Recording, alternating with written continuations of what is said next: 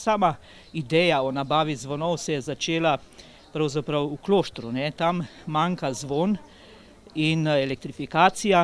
A ko so malo razmislili, pravi župnik, so se odločili prenoviti zvonove obeh cerkva in nabaviti še 2 nova zvona za potrebe Podzemeljske cerkve.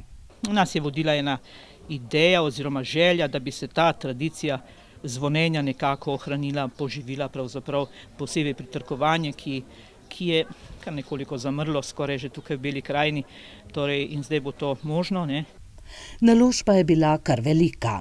Zbirali smo prostovoljne prispevke, vključili so se ključarji, ki so nekako ljudi po hišah povabili k temu sodelovanju. Poprosil sem tudi občino, župana, so se odzvali. In tako jim je uspelo zbrati potreben denar za nakup 3 novih in prenovo 3 starih zvonov. 4 so po opravljenem blagoslovu slovesno dvignili v zvonik Podzemeljske cerkve, 2 pa so odpeljali v Klošter.